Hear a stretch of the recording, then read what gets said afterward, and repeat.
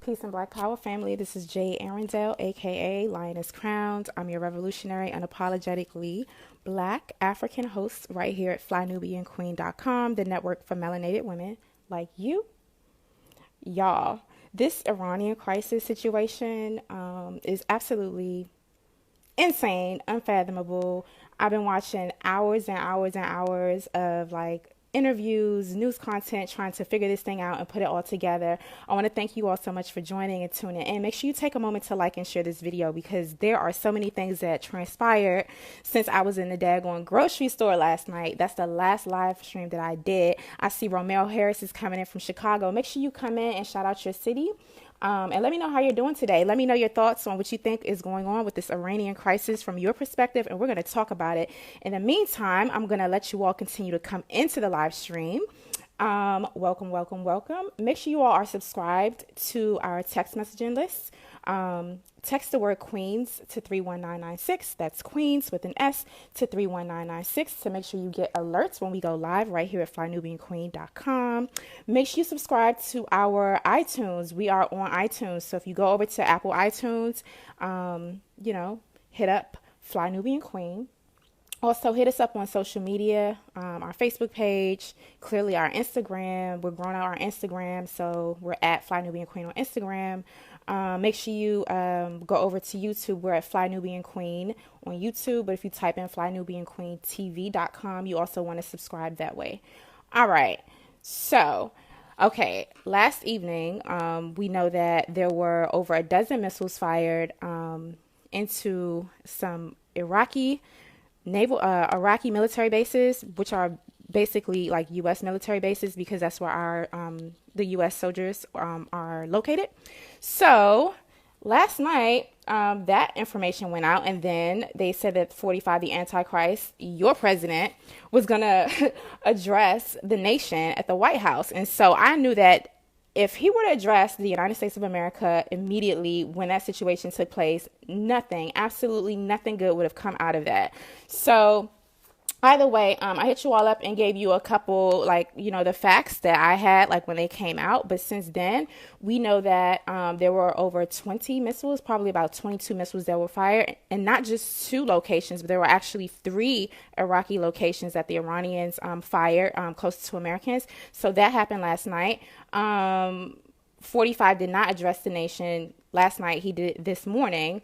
But before I get there, did you all know that there was a airplane, a Ukrainian airplane leaving Iran that actually crashed with over 170 people on it, between 170 and 180 people on it. And actually, according to CNN right here, it says there was 176 people to be exact on board. And they're trying to say, they showed pictures because, on that side of the world in Iraq and Iran, the day, the hour, the time difference is so significant from our time delay or whatever time zones over here. So they were looking while most people were sleeping, they were starting to gather what was left of that airline. And they were saying that everyone, unfortunately, on that Ukrainian plane that went down shortly after takeoff from Tehran's international airport, all those people died. But they were saying that situation had absolutely nothing to do with this Iranian crisis with the United States. So I don't know about y'all, but I'm not necessarily believing that. Thank you so much, Marcia Richards, for sharing this live broadcast. Make sure you all share this because I'm going to give y'all a lot of information. It will take hours and hours and hours potentially to comb through all of this stuff, and there are updates happening all the time. Oh, peace to my sister Samira Sharif. I see you in the house. So make sure you take a moment to like and share this video. So if you're just tuning in, there were actually more than a dozen missiles from Iran that were fired into Iraq yesterday near military bases housing U.S. soldiers and Iraqi soldiers. This morning, 45, the Antichrist, your president, announced that there were no casualties, no American casualties, and that there were no casualties reportedly. But there were some mixed reports coming out of what people on mainstream news media like CNN and MSNBC and stuff, they had information that people over there in Iran, they were saying that there were actual casualties, but the U.S. government has said that there are no casualties. So that is an update from last night. Also, if you're just tuning in, I did say that an airplane, a Ukrainian airplane, took off from the Tehran airport in Iran last night, and 176 people were on board, and that plane crashed, I think, minutes after takeoff. The last I heard, I think it was like 2 minutes or so, like several minutes after takeoff, the plane just went immediately down. That was last evening. And that story really kind of got drowned out because people were trying to figure out what was happening with the missiles that were launched near those military bases in Iraq that the American soldiers on, which is technically kind of like U.S. military bases because that's where U.S. troops are, as well as the Iraqi soldiers. But then also it wasn't only two sites that were hit, there were three. Okay, there were 3 sites that were hit, and what we're hearing is that there are no casualties. That's what the Americans are saying, despite what some of the Iranians were saying earlier. But back to the Ukrainian aircraft that went down, and unfortunately 176 people died as it was leaving Tehran and Iran going to Ukraine. That black box has been found by the Iranian government. And if you don't know what a black box is, that is the computer that houses all of the information. It doesn't burn or disintegrate or anything like that. And so when an aircraft goes down, it's technically the computer of the aircraft. Okay. It is in the possession of the Iranians. I think what I heard today, or what I learned today, was that according to, aircraft law, I guess, or aircraft control, or whatever it is, like the standard is if a plane goes down on your territory, then you're responsible for handling the investigation. And so Iran does have that black box. I do not believe that they are going to turn it over to Ukraine or anyone else. I don't know why they should. It fell on that plane left their airport and fell, unfortunately, and crashed and killed all those people on their territory. But according to the U.S. government, they're saying that this has nothing to do. What's coming out of the American news is that it has nothing to do with these airstrikes or with the Iranian crisis. Okay. Yes. Sparkle wants to know where the plane was headed. The plane was headed to Ukraine, and that happened last night. And so they spent today, which was like Wednesday. It's Wednesday for us today. Over there, it may be Thursday already, but they spent the entire day, the entire Wednesday, looking through. You can see, if you pull it up, there's videos, unfortunately, of the destruction. There's just pieces of, shrapnel everywhere. And Iranians were doing an investigation, and they were looking at what was left of the airplane and what was left of that aircraft. It went down over a field, kind of like in a farmland area. So there were no buildings or infrastructures or anything that was damaged as far as I could see.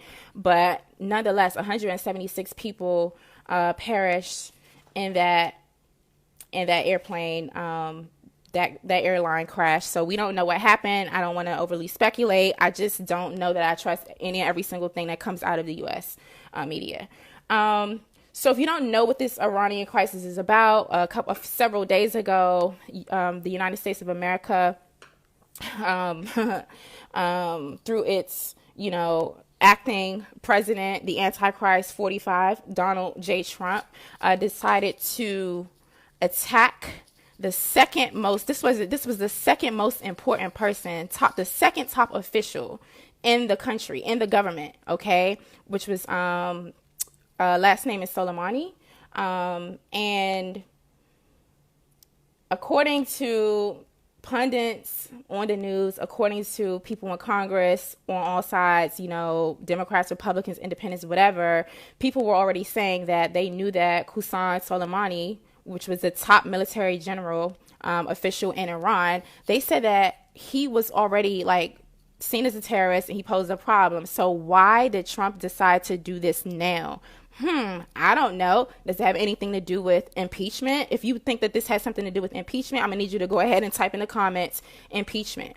All right. If you think this has something to do with impeachment. Now, they are saying, and Trump did claim that he got some information. There was some intelligence. I'll just say some intelligence, some classified intelligence that came through the Pentagon saying that, Qasem Soleimani was planning to attack some U.S. bases, or was planning to attack someone. And I know that there was one American that was killed, but like there was this imminent attack that was supposed, like this terrorist attack that was supposed to happen. We're still not clear on exactly what that was. And so that's what Donald J. Trump, the Antichrist, used as his justification in order to do this, what many are calling assassination. I'm choosing my words very, very carefully, because all of this is like information that I'm getting via news outlets. But according to the conversation was happening now, that's what Donald J. Trump, the acting president of the United States, said that he was using as his justification to make a really quick decision to take out Soleimani. Also, most people don't know this, and some people do know this. He did not contact Congress or consult Congress, okay, at all. So most people did not know that this military strike was even happening. All right, they found out about it.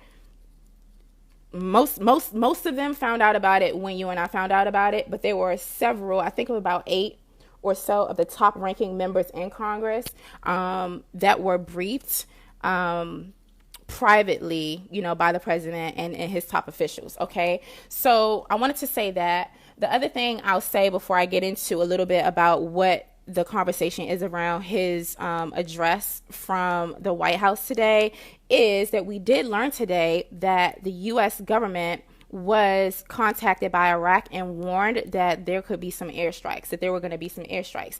Then people were saying last night and a better part of today, and even Trump made this statement in his address this morning. He said that he does not believe that when he said that there were no casualties, he was saying that he did not believe that Iran intended to take out any U.S. casualties. Okay, so that's what he said. Then this is why all of this stuff is messy and it's crazy, and it takes hours and hours to comb through it. And then by the time I get off this broadcast, it's probably going to be some new breaking development or some new information. But I'm trying to also filter out what we know as facts and distinguish that from the speculation, because there is a lot of sensationalism happening and going on. Before I continue and tell you what Trump said, I want you to go ahead and take a moment. Make sure you share this video. I'm trying to break down this information in layman's terms. That's the only way that I can kind of process all of this. So I've been taking notes and just trying to simplify this stuff as much as possible, because there's a whole bunch of jargon. There's a whole bunch of like political terms and new terms and all of this stuff that they're referencing that I still also have to make sure that I research and look up and look into, okay, as well. So if you know someone who can benefit from this information, take a moment to like and share this video. All right. Okay. So I have so many notes here. So basically, there was a top U.S. general today said that Iran actually meant to kill the U.S. troops. Okay, they meant to kill the U.S. troops through those airstrikes in Iran last night, despite what others told CNN media. Trump went on and gave an address today saying that and he tweeted last night saying all is well. He didn't think there were any casualties and he was gonna, everything was gonna be fine. All right, but he started off his tweet saying that all was well. And today in his address, he definitely stated that Iran did not intend to take out any American troops. Well, the top U.S. general in the military of the United States of America says that Iran meant to kill. He believes that, this is General Milley, that Iran meant to kill U.S. troops despite what others told mainstream news media outlets. You see how this gets messy. There's a whole bunch of stuff going on. So I don't know if you all know this. There has been new missile strikes today. Give me a 1 if you know about this, or give me some emojis or something. Give me some feedback. Let me know what you know. But today, several hours ago, there were 2 other missiles that were launched in Iraq. All right, from Iran in Iraq. I don't know what's going on with that. There isn't much information, and also much to the dismay of many of our congressional members, congressional representatives in the Senate, especially. They called today's briefing un-American and the worst. Senator Mike Lee called today's briefing un-American and the worst he's seen as the White House faces heat over handling the crisis. So even our elected officials, the elected officials of the United States of America, are really, really vague in terms of what the heck happened with these military strikes, how much information was given, to 45 and his minions, right? These top governmental officials. But then also, what was the classified information that led up to the taking of Soleimani's life? All of this is absolutely, like, all of these things are playing a major factor. I saw some elected officials, senators, especially also I think it was like the Senate Minority Whip was a Democrat who also spoke, and they said that the briefing that they got today was so vague. They still don't know exactly why Trump decided to do this and what the classified information is. Okay. So I think a lot of you are saying impeachment. I think impeachment does play a part. It says Andrew. A lot of you are typing, impeachment.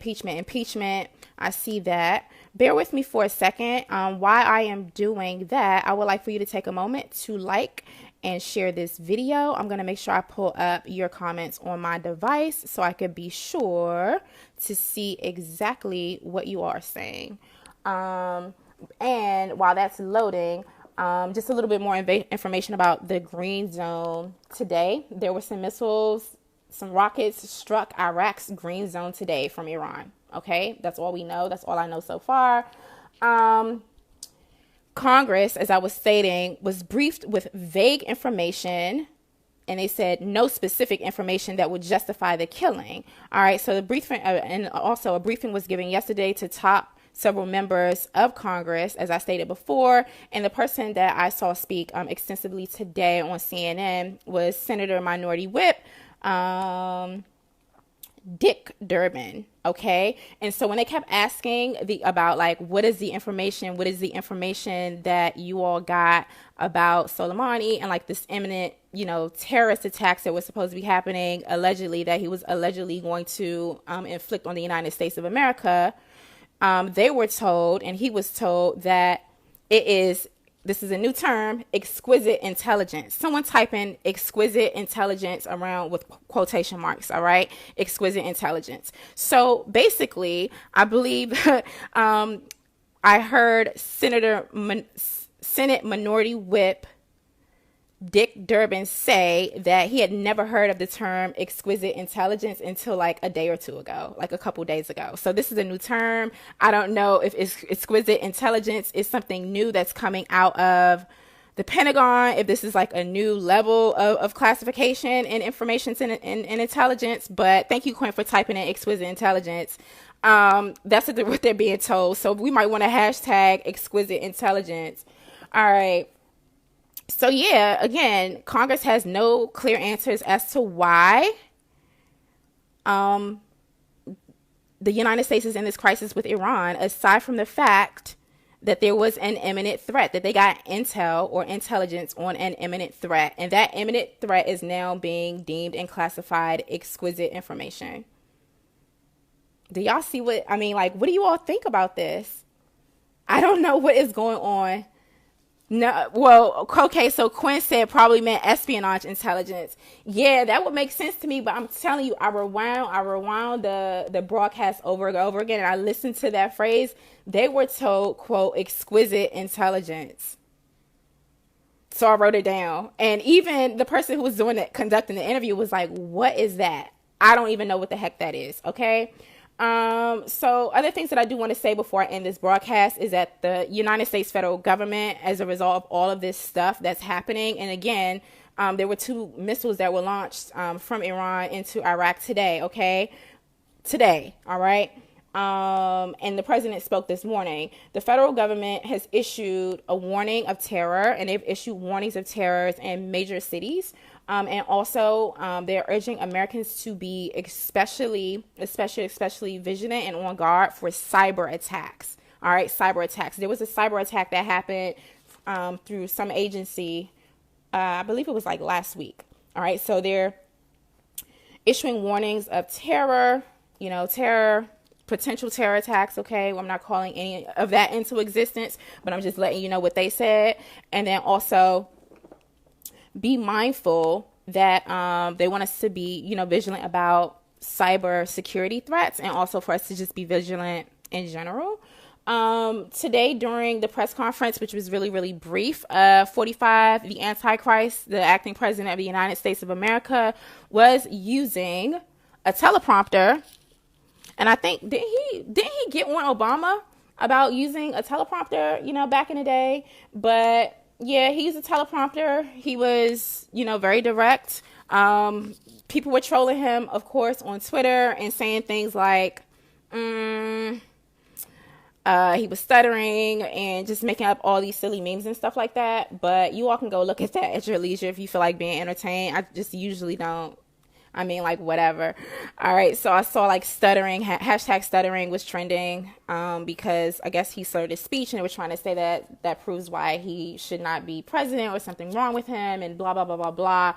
Okay, whatever. So I will say that the president's approval rating has improved. It's gone up to like 40, I think I want to say between 40 and 47%, which was like basically at the highest it was like in the February after he was elected. So I do want to, if I recall, the number was like at least 47% is Trump's approval rating right now. And if you all don't know, there's supposed to be another Democratic presidential debate happening. I think it said on Tuesday at 9 p.m. I don't think it's tonight, but there's another presidential debate coming up. And so they were also talking about like, how is this going to impact the upcoming election?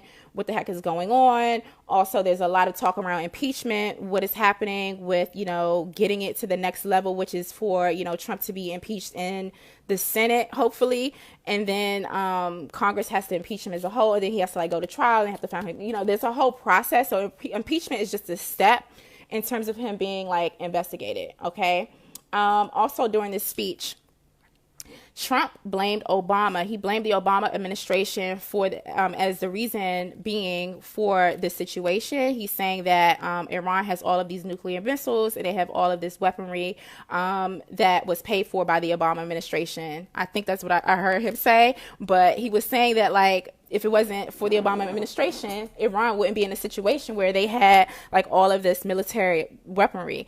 Trump did say as long as he is president, he vows that Iran will never have nuclear weapons ever. So that's what he said. And he also said that he is looking to impose really, really, really, really, really strict and harsh sanctions on Iran. Economic sanctions is like the when a country decides whether that they're going to tax nations for trading and barter, like for trading, or just stop trading with them, or like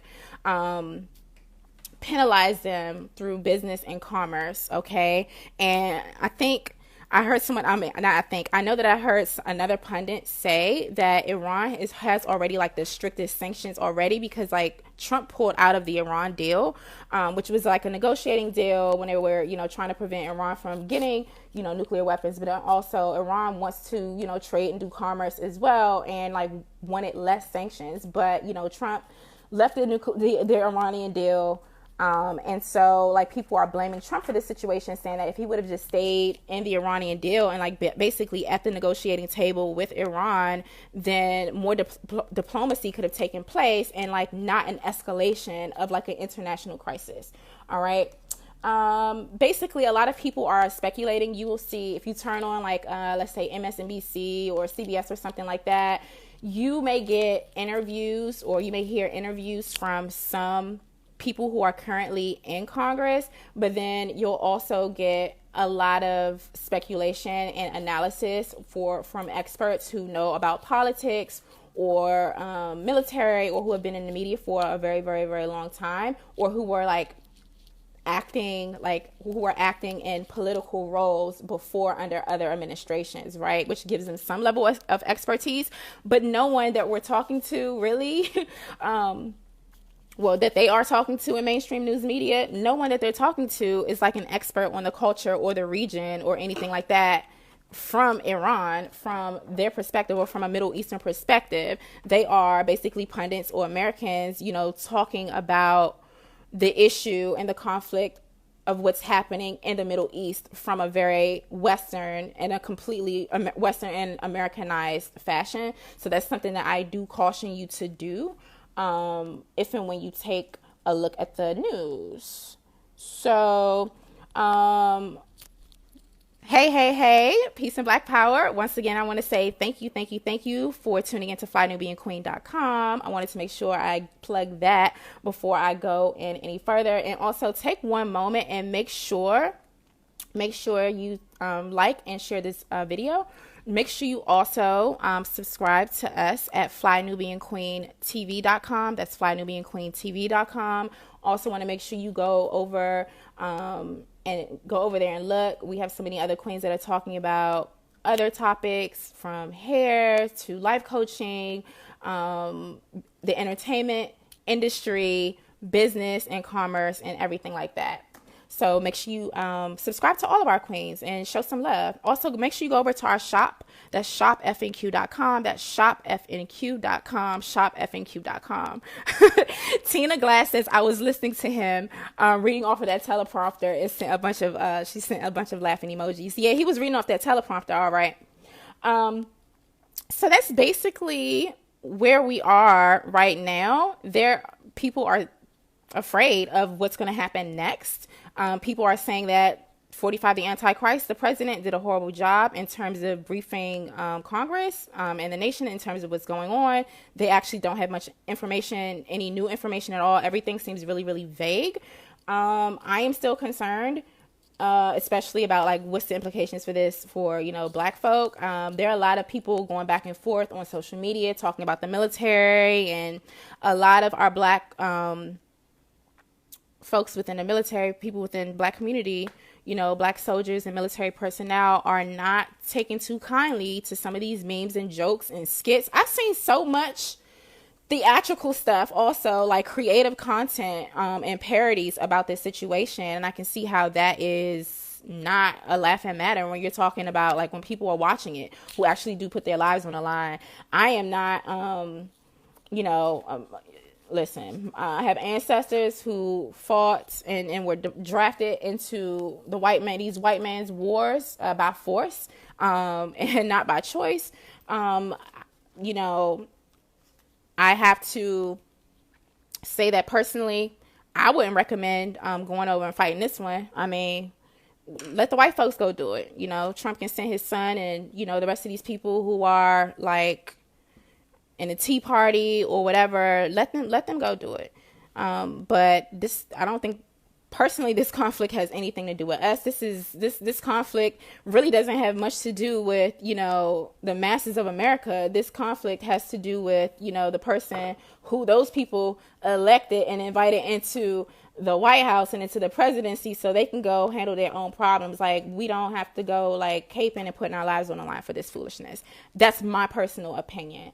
But at the same time, I have many people within my family and also, friends and colleagues and stuff like that who are actually in the armed forces. And so like my heart goes out to them and, I shout them out. I don't disparage anyone for being in the military, but I'm just saying, like, if you have a choice, you might want all the facts before you put your life on the line and go fighting in this war. I will tell you this. I saw a video today and I'm going to post it in the comments. Oh, yes, I am. As soon as I get off.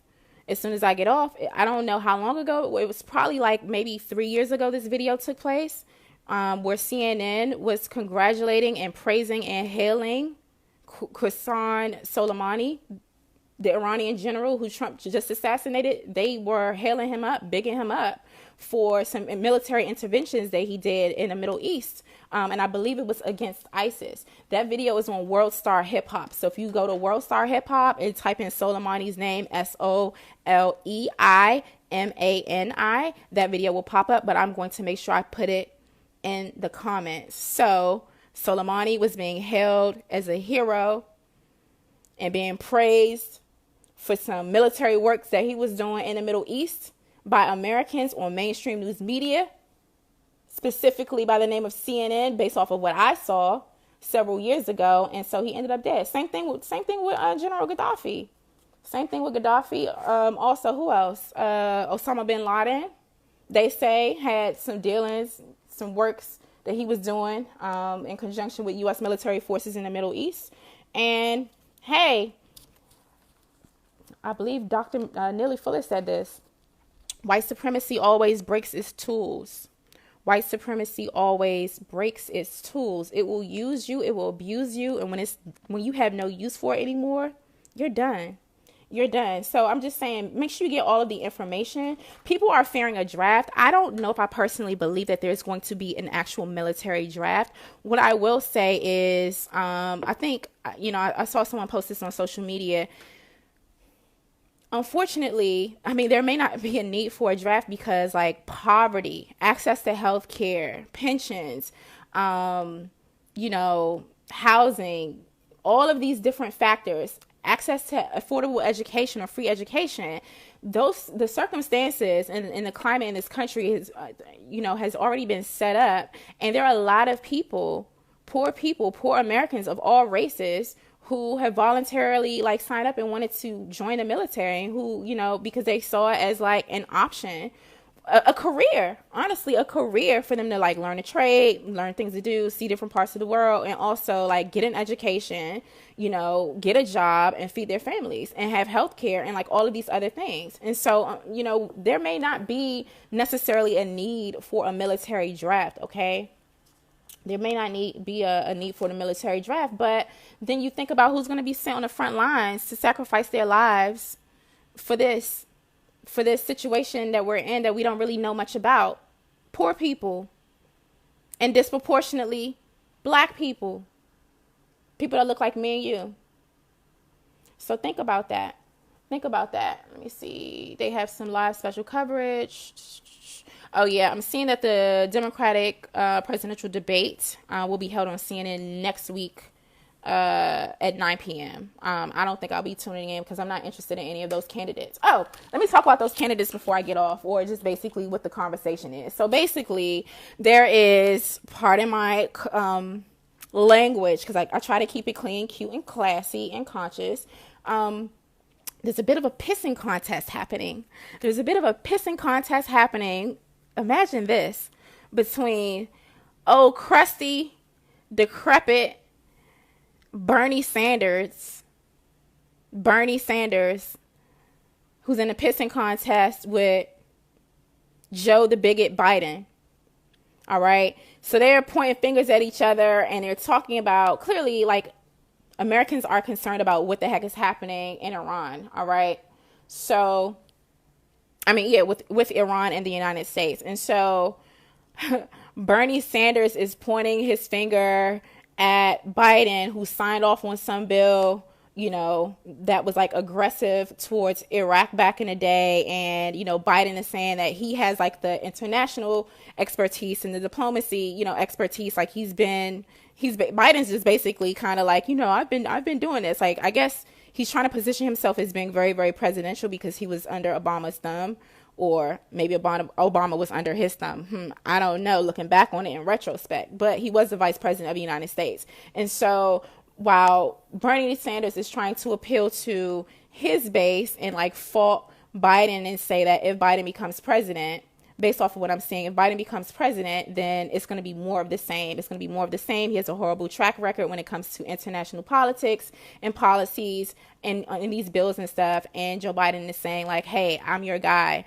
because I have the expertise. I was vice president and I've done this, and this around the world. And I know more about this stuff than the rest of y'all. That's what they saying.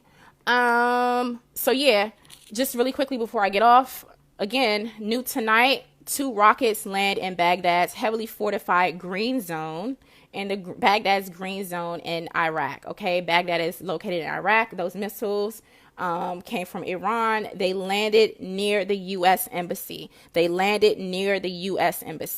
Tonight, this evening. So there are more updates coming out of Iraq right now. There's a woman who is a correspondent who is speaking. I see on the TV over there. It is 4:33 a.m. in Iraq. It is already Thursday morning over there. All right. And they've been up all night trying to figure out what the heck is going on. Why are these missiles coming over here into the green zone, which is supposed to be a off limits, like safe zone. And the U.S., the rockets were like landed near the U.S. Embassy. So we need to see what the heck is going on. Clearly those rockets landed after Trump gave his address from, I guess that was a Rose Garden at the White House this morning. It's a lot going on, y'all. It's a lot going on. It's a lot. It's a lot. It's a lot. It's a lot. Let me see what y'all are saying before I log off. Yep. Romeo Harris said, wow, absolutely.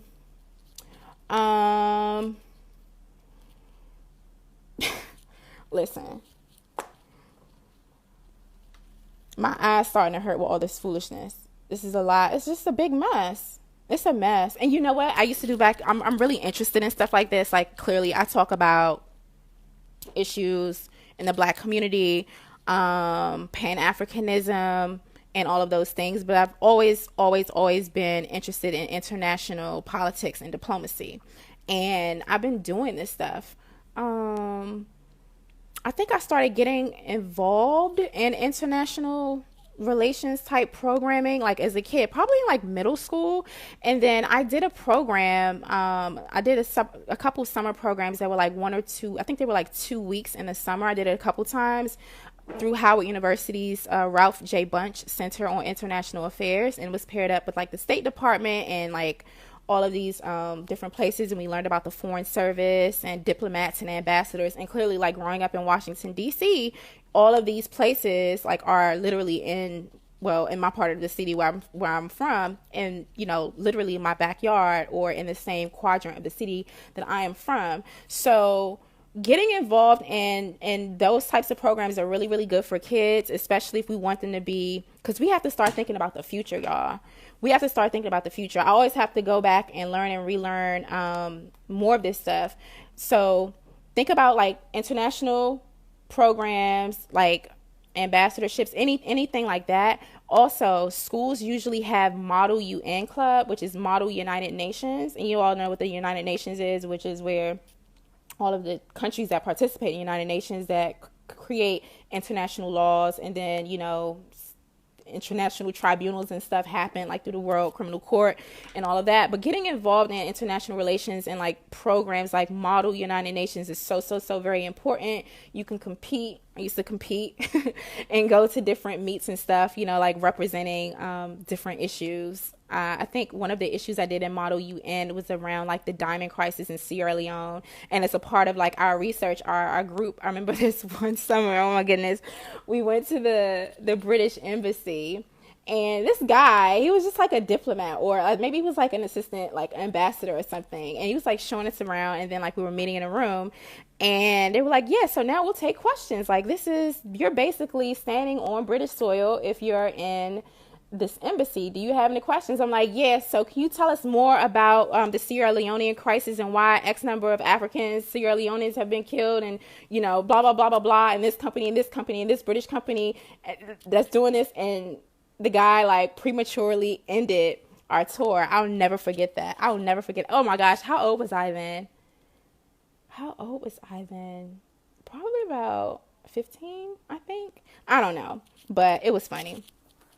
Hey, I see my sister Janae Cook is in the house. All right, let's see what y'all are talking about before I log off.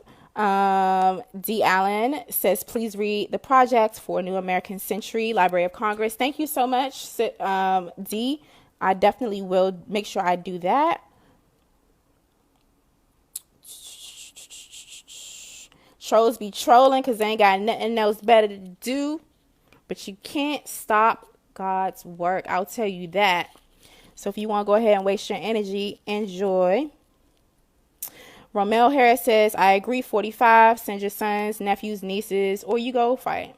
Yeah, but as a famous YouTuber, I think Lisa Cabrera said, if they attempted to draft his sons, they'll just do what he did, which was like dodge the draft and say like they had bone spurs or some sort of condition.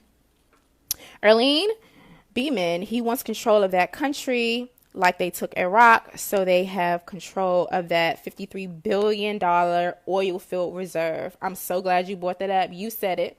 Yep. I agree. I'm back to Tina's comment because it was kind of funny. I was listening to him reading off that teleprompter. He sounded like he was on a trance. What? A trance? Oh, he was in a trance? Yeah, I agree. He was sounding different. It was crazy. But they was trolling him. If you go on Twitter and look up, just type in that Oval Office thing. So again, when he addressed the country today, he said that as long as he's president, he's going to ensure that Iran will never have nuclear weapons. He also says that the United States has nuclear weapons, but he doesn't want to use them. So he clearly walked back all that tough talk he was talking the other day. But again, because the information that Congress got today was so vague, because the information that the rest of the country got today that was so vague, and the fact that 2 missiles hit the Baghdad green zone near the U.S. embassies, and taking into the consideration that U.S. cities have been issued terror warnings, and, for us to be mindful of cyber attacks, we don't know what could transpire next. All right. So I would just offer to be safe, to be smart. We should always be in the habit of making sure we're stocking up on supplies everywhere. If you all know what a go bag is, peace and black power to my brother, Doshan Farad. If you know what a go bag is, give me a thumbs up or a heart or something. If you don't know what it is, just type a 2 into the comments. I'll make sure I put some of this information in too. I might have to do y'all think I should do a different broadcast on emergency or disaster preparedness? Let me know if you think so in the comments. All right. But a go bag is a backpack. There are different types of ones. You can create them. Okay. You want to make sure you have certain things in them. Canned food, extra underclothes, feminine hygiene products, any medications you need. You probably want to get all of your documents laminated, and definitely copies of your documents, like pictures and anything that you can kind of put in a bag to take with you in the event that you have to evacuate, and not just in a situation of an international or a domestic, God forbid, crisis or catastrophe. But let's say if there's a power outage, or if there's a storm or tornado, any and everything, we should be prepared. So a go bag is something that you have, and you put things that you think that you could need. You keep it by the door or in your closet, and if at any time you need to roll out, you grab it and you take it with you. You should always have something like that in your car with, I think Clarissa Lindsay says, I am familiar with a go bag. Good. You have different ones for your car. You will have different types of supplies and stuff in it as well, but we need to be in the habit of doing that. And everyone in your household and your family should have one. Also, every single household needs to have an emergency evacuation plan. God forbid, if something happens, it could be from a storm to a blackout to some sort of attack. If there's no internet, if there's no telephone service, if you were living in a big city, a major city on 9/11, like New York or DC or certain parts of Pennsylvania or whatever, you know that there was absolutely no internet service. There was no Wi-Fi service, and then there was no satellite service for you to call out on your cell phone. Landlines worked, but then after a while, landlines just did not work. Okay. So you could not get through any of the lines. And oftentimes those things will go down, or they'll either become overloaded and overwhelmed because everyone's trying to use it at the same time, or, for the safety of, maintaining or controlling the crisis, those things may intentionally go down. And so if that happens, where are we going to meet up with our families? What's a safe zone, right? Where's a shelter, emergency shelter, a shelter in places you can go to? Do you know where that is in your area, your county, your city, or whatever? If you're in the inner city, a lot of them could be schools or armories or whatever. Or you're going to meet at grandma's house. What are we going to do? But you and your family should always know what the meetup plan is, plan A, plan B, plan C, just in case you can't communicate with them via phone or internet.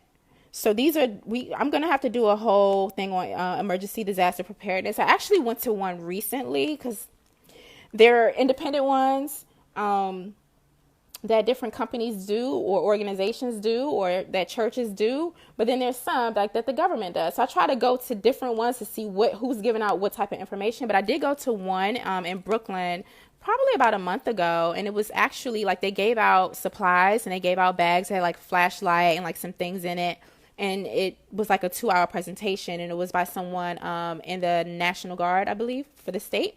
And they got out some decent information, and it tells you exactly like what to do if like there's an active shooter and like the different types of emergencies. So I will do a presentation like that for y'all on Fly Nubian Queen, and maybe this can be an ongoing conversation, but my mantra, like my values, like the things that I sign off with when I leave my broadcast are: we need to have fortitude, preparedness, and collectivism. The preparedness piece, this is what I'm talking about. This is what I'm talking about in terms of preparedness. So we're going to continue to have that conversation.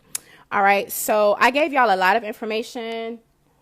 They're still asking questions surrounding the Ukrainian plane crash in Tehran just hours after the missile attacks. Most of that went over folks' heads last night, or we got that information late, but they're asking some questions about that, and we need to know why new missiles went off, and now we need to see what 45, the Antichrist, Donald J. Trump, your president, is going to say about that next. And I'll continue to bring updates. I'm going to hop off now, charge up my device for a little bit, and then I have some other things to say. If you don't know, Meghan Markle and her husband are separating themselves a bit from the royal family. So I want to weigh in on that. And then also there's some hysteria going around from this new R. Kelly documentary. So if you want to hear my ideas on those two topics, then stay tuned. I should be back on probably in about 10 or 15 minutes or so. All right. Thank you all so much for tuning in. Make sure you share this video, post it to your social media. Make sure you go over to FlyNubianQueenTV.com and subscribe and hit that notification bell. Make sure you also go over to Fly Nubian Queen on iTunes.com. Okay, so this broadcast is ending, but so is global racism and white supremacy. We will trample and slay this beast with fortitude, preparedness, and collectivism. And my people, black people, I want you to always remember that they stole us, they sold us, so they owe us. Until next time, family, peace and black power.